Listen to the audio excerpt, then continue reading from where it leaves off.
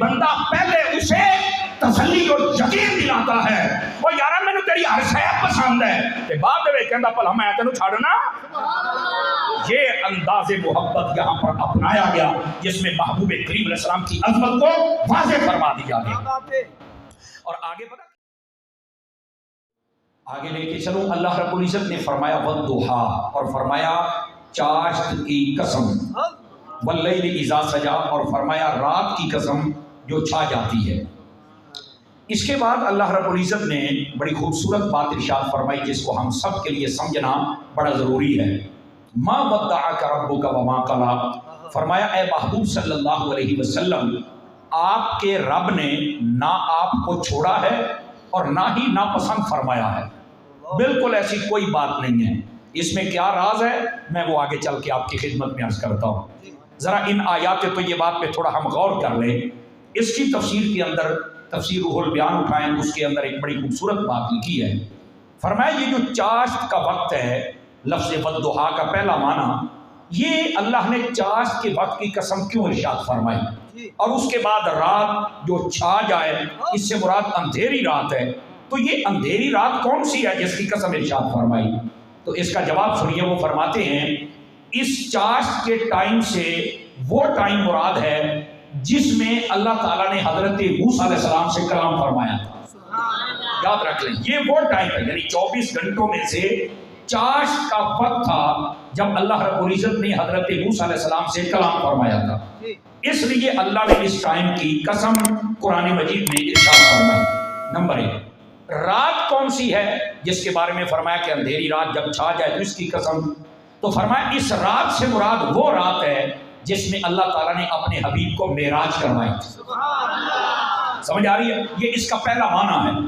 یعنی اگر اس معنی کو مراد لیا جائے تو یہ بات واضح ہوتی ہے کہ جس وقت کو اللہ والوں کے ساتھ نسبت ہو جائے وہ ٹائم بھی بڑی عظمت والا ہوتا ہے کہ اللہ تعالیٰ خود اس کی قسم ارشاد فرماتا ہے.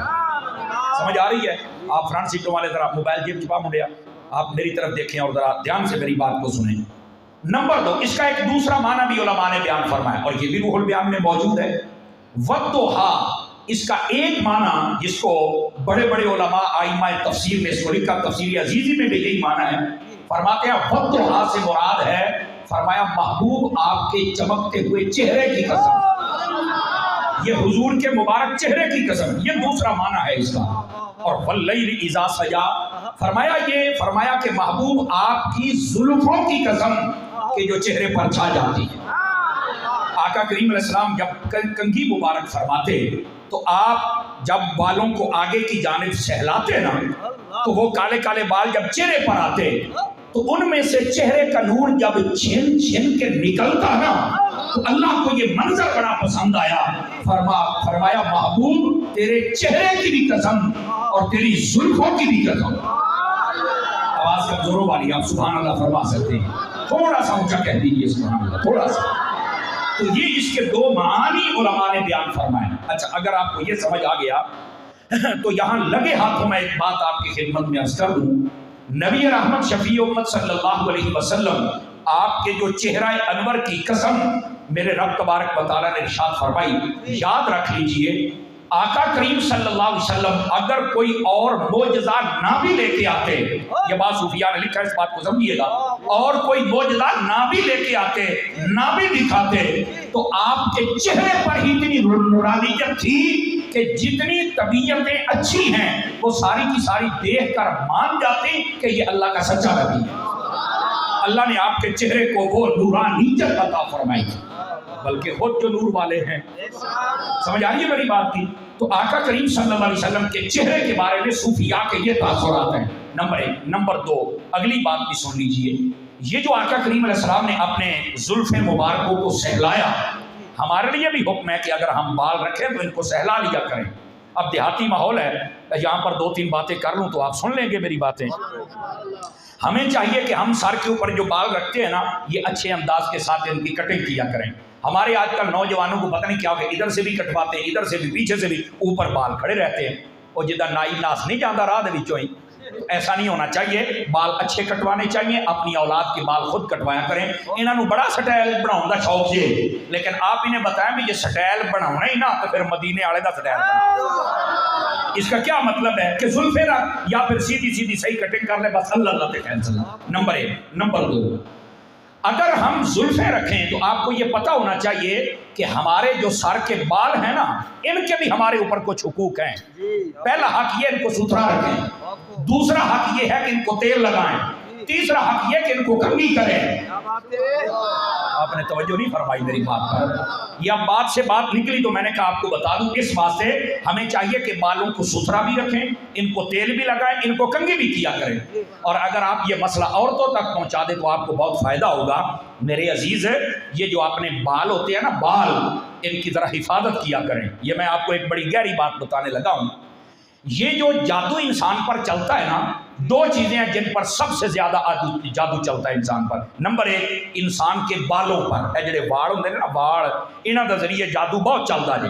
اس واسطے مردوں کو بھی چاہیے کہ اپنے بالوں کی حفاظت کریں اور عورتوں کو بھی چاہیے کہ اپنے بالوں کی حفاظت کریں. بس اوقات یہ بیچنا شروع کر دیتے ہیں, حالانکہ بالوں کو بیچنا ویسے ہی شرعی طور پہ منع ہے.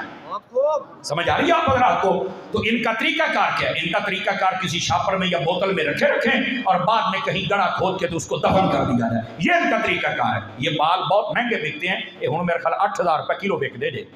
بہت مہنگے ہیں یہ بال. انہیں نہ ہوئے ساری ٹنڈا کرا کے باڑی بیچن لا پاؤ. لیکن میں نے صرف آپ کو بتایا کہ بال بہت مہنگے بکتے ہیں, لیکن ان کا نقصان بھی ہوتا ہے. اور نقصان کیا ہے؟ بالوں کے ذریعے سے بندے پر جادو چلتا ہے, اس کا اثر ہو جاتا ہے. آپ قلوز برب الناس قلوز برب الفلق پڑھیں تو نبی پاک صلی اللہ علیہ وسلم پر عاصم بن لبید جو یہودی تھا, اس کی بیٹیوں نے جو جادو کا اثر کروانا چاہا تھا وہ بھی بالوں کے ذریعے سے تھا. یہ 2 صورتیں جب آئیں. یہ الگ مسئلہ ہے کہ بعض علماء کہتے ہیں جادو کا اثر نہیں ہوا کیونکہ کوئی شیطانی اثر مصطفیٰ کے جسم پر نہیں ہو سکتا. آواز کمزوروں والی آپ حضرات سمجھ آ رہی ہے؟ اس لیے میں نے لفظ استعمال کیا کہ کرنا چاہا. سمجھ آئی؟ انہوں نے بڑا زور لگایا, لیکن آقا کریم صلی اللہ علیہ وسلم کو اللہ نے بتا دیا, فرمایا علی کو بھیجو فلاں کنویں کے اندر. توجہ نہیں فرما رہے آپ حضرات؟ ایک پتھر نیچے ہے, ایک اس کے اوپر ہے, اس کے درمیان میں ایک بال ہے, اس کو پتھر کے نیچے دبایا ہوا ہے. وہ نکال کے لاؤ اور اپنے سامنے رکھ کے یہ قلوز برب الناس قلوز برب الفلق یہ دونوں پڑھو. ان کی 11 آیتیں ہیں. فرمایا جو ہی پڑھ کے جاؤ گے یہ گانٹھیں کھلتی جائیں گی, اور فرمایا کھلتی جائیں گی تو سارے معاملے بھی کھلتے چلے جائیں گے. آواز سمجھ آ رہی ہے آپ حضرات کو؟ تو یہ بال کے ذریعے سے بڑی جلدی جادو کا اثر ہوتا ہے. کہ آج کل ہر بندے میں جادو ہوا ہے, ایڈا بھی کوئی ویلا نہیں جڑا تواڈے تے جادو کرے گا. تھوڑا سا بچا بھی کریں اس بات سے, لیکن اپنی ان چیزوں کی ہمیں حفاظت بھی کرنی ہے. نمبر 1. نمبر 2, انسان پر جو جادو اثر کرتا ہے دوسری وجہ ہوتی ہے جب آدمی ناپاک رہے یا بے وضو رہے. اس وقت شیطانی اثر بہت زیادہ بندے کے اوپر حملہ آور ہوتا ہے. آپ کہیں گے وہ کیسے؟ دیکھیے یہ جو جادو ہے نا یہ ہے شیطان کا اثر. یہ کس کا اثر ہے؟ اور جو وضو ہے یا پاک رہنا ہے, غسل کرنا ہے, یہ ہے رحمان کا اثر. آپ توجہ نہیں فرما رہے؟ آپ دیکھیں ایک بندہ کھڑا ہے بارڈر کے اوپر, تو وہ ویسے ہی ہماری طرح قمیض اور بنیان پہن کے نہیں کھڑا ہوتا, وہ پورا ایک بلٹ پروف جیکٹ ہوتی ہے جو پہن کے کھڑا ہوتا ہے. اس کا کیا مطلب ہے؟ سامنے والا حملہ کرے, گولی مارے, اس کے سینے پر لگتی نہیں ہے. کیوں؟ اس نے جیکٹ پہنی ہوئی ہے, اثر نہیں ہوگا. ویسے کھڑے ہو مارے جاؤ گے. یہی مطلب ہے. صوفیاء کہتے ہیں کہ جو بندہ باوضو رہتا ہے سمجھ لو کہ اس نے بلٹ پروف جیکٹ پہن لی ہے, کوئی دم درود ٹونا جادو کر نہیں چھڑے نا, وہ آئے گا صحیح, اثر کوئی نہیں ہونا, کیونکہ وہ شیطان کا اثر ہے, اس کے پاس رحمان کا اثر ہے. تو اس لیے باوضو رہا کریں, پاک رہا کریں. جو ہی غسل فرض ہو جائے فوراً غسل فرما لیا کریں. جو نہیں فرما رہے ہیں. یہ میں دیہاتی صاحب سے بات کر رہا ہوں تاکہ کوئی مسئلہ آپ کو یہ ذہن نشین بھی رہے. تو اس واسطے ہم سب کو چاہیے کہ ہم اگر جادو ٹونے سے بچنا چاہتے ہیں تو پھر اپنے بالوں کی بھی حفاظت کریں اور دوسرے نمبر پر باوضو رہیں. اللہ کے فضل سے ہم ان چیزوں سے بچے رہیں گے. لیکن اگر جان کی امان پاؤں تو یہاں پر آپ کو ایک اور مسئلہ بھی سمجھا سکتا ہوں. عبداللہ ادھر توجہ کرو, دادے حال ادھر دیکھیں میری طرف آپ حضرات, تاکہ میں آپ کو توجہ تسی میرے حال رکھنی ہے. فرانس سیٹاں نے جڑے بیٹھے ہو نا تو میں مسئلہ سمجھا رہا ہوں. جان کی امان پاؤں تو آپ کو ایک مسئلہ اور بھی بتا سکتا ہوں. ہمارے یہاں آج کل بڑا عجیب رواج ہے، اپنے آپ کو بچانے کے لیے بڑے عجیب عجیب رسمیں شروع ہو گئی ہیں. نواں ٹریکٹر لے کے سامنے پولا لٹکا کر دے جی، سامنے لتر لٹکیا ہوتا جی. نواں ٹرک یا بس لئیے یا کار لئیے تے سامنے وہ نکا جا پولا لٹکا چھڑ دے جی. اب یہ اس کا کیا مطلب ہے؟ لتر چھتر ہے. نواں مکان بنا کے پرانی ہانڈی بودی مار چھڑ دے جی. تو میں نے کہا یہ کیا ہے سب کچھ؟ آپ کو ہنسی آ رہی ہے لیکن آپ ہم سے نہیں، اس پر رونا چاہیے. ہم مسلمان ہیں. وہ کہندے نے کاری صاحب ادنا نظر نہیں لگتی. تو میں کہا جی گڈی نو نہیں لگتی تو ایک پولا گل بھی پا کے تینوں نہ لگ جائے. تھوڑا سا سوچنے والی بات ہے. اوے اللہ کے بندو، ہماری برکت ہے نا لترا پولیاں میں نہیں، ہماری برکت رب کے قرآن میں ہے. ہم نے جہاں سے برکت لینی وہاں ہم جا ہی نہیں رہے. اس کا مطلب یہ ہے، توجہ میری طرف رکھیے گا فرنٹ سیٹوں والے، ہم نے ہندوستان چھوڑا ہے پر ہندوؤں کی رسمیں نہیں چھوڑی. ہمیں رسموں پر عمل کرنے کا حکم نہیں دیا گیا، ہمیں مصطفیٰ کی سنت پر عمل کا حکم دیا گیا. ہم نے آقا کی سنتوں کو چھوڑ دیا. او میرے عزیز، حضور کی سنت پر عمل فرمائیے. ایسے نواں مکان بنا کے پرانی ہانڈیاں مودی ماری جاندے. اور خدا کے بندے کیا کر رہے ہیں؟ آپ مستدرک کتاب التلاوت پڑھ کے دیکھیں، اس کے اندر یہ روایت موجود ہے. آقا کریم نے فرمایا سورۃ البقرہ فیہا آیت سید آیت القرآن یقرأ فیہا بیتا لا یدخل فیہا شیطان قط او کما قال علیہ السلام. فرمایا سورہ بقرہ جو قرآن میں ہے اس میں ایک آیت ہے جو تمام آیتوں کی سردار ہے. فرمایا جس گھر میں پڑھی جائے وہاں کبھی شیطان داخل ہی نہیں ہو سکتا. تو فرمایا کون سی آیت ہے؟ فرمایا وہ آیت الکرسی ہے. ہمیں بتا دیا گیا کہ ہماری برکت آیت الکرسی میں ہے، قرآن میں ہے، لیکن ہم اپنی برکتیں لینے کہیں اور جا رہے ہیں. تو کیا میں امید کروں آئندہ سے ہم اپنے آپ کو ذرا قرآن و سنت کے مطابق رکھنے کی کوشش فرمائیں گے. آواز پھر کمزوروں والی آپ رات کی. اس واسطے یہ پولے شولے لٹکاؤں دے ہو نا، مہربانی کرو ادھر جانے کی ضرورت نہیں. ہانڈیاں شانڈیاں جان کی لوڑ نہیں. آپ ایک مرتبہ آیت الکرسی پڑھ کے پھونک مار دیں، اللہ کی رحمت سے شیطانی اثر دور ہو جائے گا اور رحمان کا اثر آپ کو عطا ہو جائے گا. ٹھیک ہے؟ اچھا یہ ہو گئی تیسری بات. اب آ جائیے تھوڑا سا آگے چلیں. فرمایا ما ودعک ربک وما قلی. فرمایا کہ محبوب نہ آپ کو چھوڑا ہے نہ ناپسند کیا ہے. وجہ یہ بنی کہ آقا کریم علیہ السلام پر ایک مرتبہ وحی آنا کچھ دنوں کے لیے بند ہو گئی. اور ظاہر سی بات ہے اس میں حکمت ہوتی ہے، سادہ اس کا جواب ہے. لیکن بعض لوگ جو وہاں پر منافق تھے یا کافر تھے انہوں نے شور مچایا. انہوں نے کہا کہ دیکھا تم کیا، ہم نے کہا تھا کہ تمہارا نبی سچا نہیں ہے، آج اس تمہارے نبی کو تمہارے رب نے چھوڑ دیا ہے. آپ میری طرف دیکھیں سونے ادھر دیکھو، موبائل یہ بھائی پاؤ میرے ال دیکھو کاکا، بڑی مہنگی تقریر پیا کرنا. یہ بڑی بڑی مہنگی تقریر ہے اور بڑی سادہ بات کر رہا ہوں. میری طرف دیکھیں آپ سبحان اللہ فرمائیں گے پیار کے ساتھ. گوڈے چھاڈو امانت کی یہ تم ہی تو بول رہے چپ کر کے بیٹھا سویر دا بولنا سبحان اللہ. تو سبحان اللہ کہ بہت پہندی ہے اتنا تو بولو نا، توجہ دو نا آپ حضرات کی. ٹھیک ہے اب اس کو سمجھیے ذرا جو بات میں آپ کی خدمت میں کہہ رہا ہوں. کافروں نے جب یہ کہا تو اللہ رب العزت نے فوراً آیت نازل کر دی. فرمایا حبیب ہے یہ کافر نے، انہوں نے تو پونکنا ہی پونکنا ہے، پر میں رب ہو کے کہندا پیا نہ اساں تانوں چھڈیا ہے تے نہ ہی ناپسند فرمایا ہے.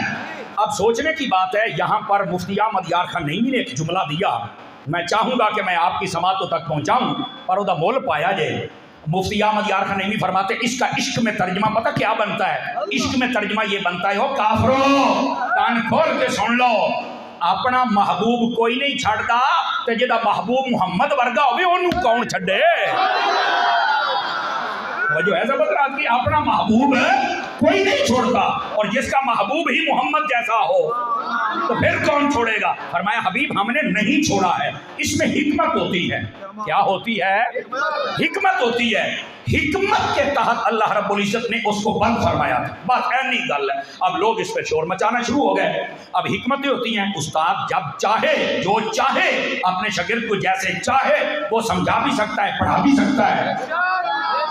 تو دوسرے پنڈ والوں کی مسئلہ بھی وہ آ کے استاد شاگرد اعتراض کرنا بندے دے پتر بنو، وہ انہاں دا مسئلہ ہے.